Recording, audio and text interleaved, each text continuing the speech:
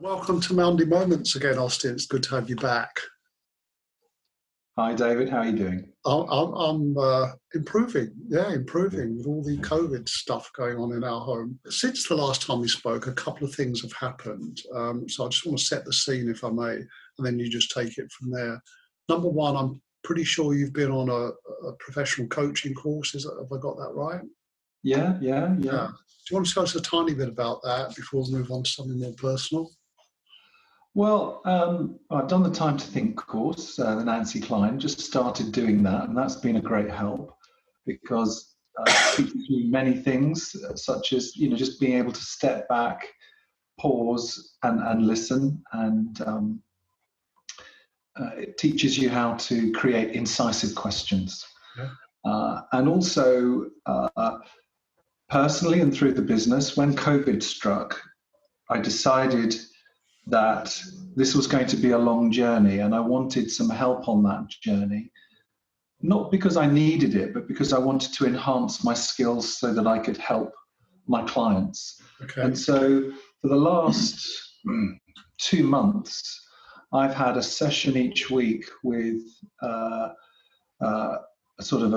trained psychologist just to talk through COVID issues that my family might be having. How can I better support my family? Yeah. How can I better support my clients? How can I better support my team? Yeah.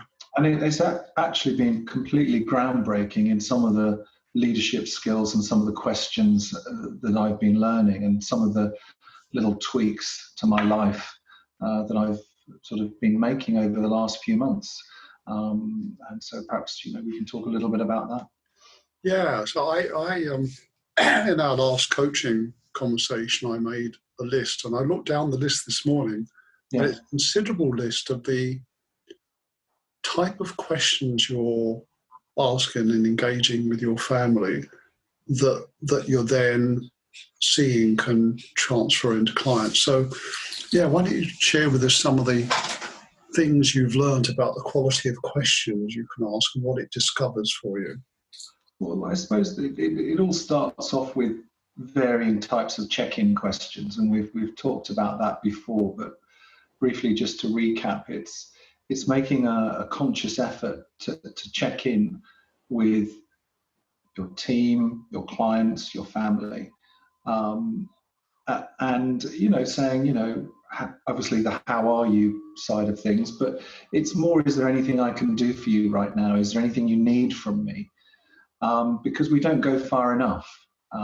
And a lot of people, when you just say, oh, how are you? They say, yeah, I'm good. But they're not good. And what I've noticed as we've gone through COVID is that people are beginning to get really jaded because there's no such thing as a holiday anymore because we can't go anywhere.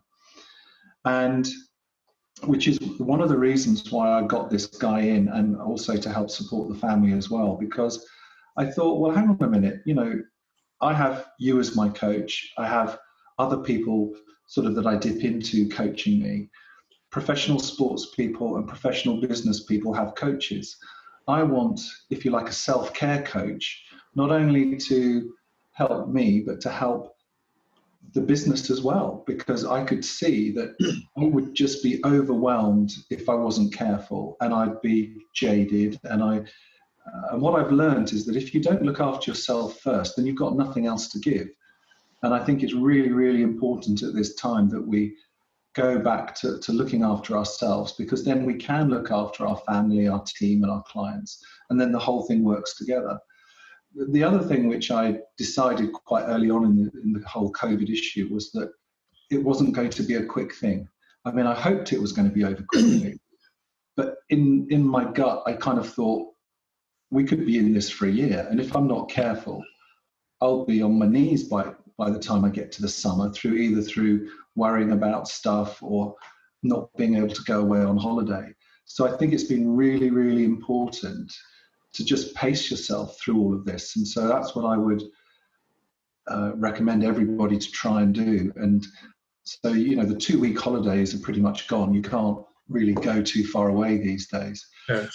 What we've been doing with the team is encouraging the team to sort of to talk about how they feel and how jaded they are. So, for example, when my sort of senior person said to me the other day, actually, Austyn, I'm feeling really jaded. Can I take Friday and Monday off? I said, yeah, no problem. Because so we want to ask our team how they're feeling, and do they just want to take the odd day off?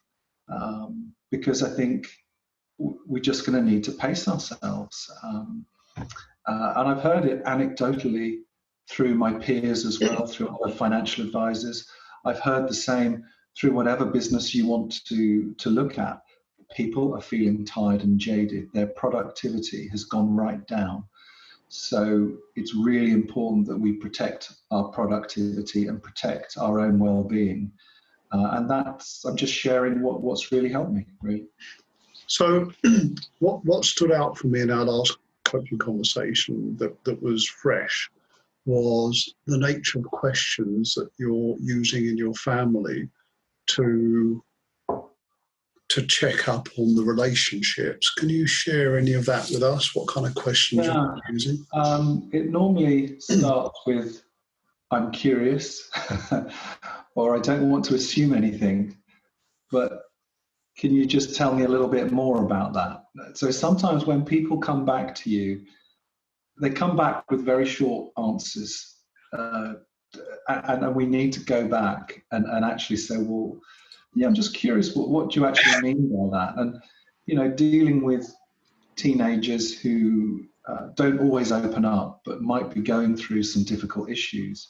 Yeah. I think it's really important, but I've also come across clients who are going through really difficult issues. And I think it's people like us that can have those conversations, where we have a bit of empathy, and just ask the question. And of course, they don't have to answer, but it's a case of not just taking the first answer and going back and just saying, well, look, I'm here with you. You know, we're in a safe environment. This is our sanctuary, which is a great word, which I've learned from you and the team. And, you know, you can come to me with whatever's on your mind, and let's just talk about it. There's no judgment. And I think it's really encouraging to do that with the family as well as the team and with clients. And so the questions might be along the lines of, well, you know, in your world, especially if someone's a bit down in the dumps, you know, well, okay, in your wildest dreams, you know, what does a good day look like to you? What would you be doing? How would you be feeling? And if they come back and say, well, I don't know, say, well, this is what I would do in my wildest dreams. This is how I would enjoy myself. And so it's sharing and a bit of leadership by example in terms of giving people that little mind shift. And what's really struck me in a conversation recently with a client, because I've been doing these weekly podcasts, is there was a quote that I gave very early on in this whole COVID process. And he mentioned it to me again, and he said, Austyn, I share that quote with all my friends who are feeling a bit down in the dumps.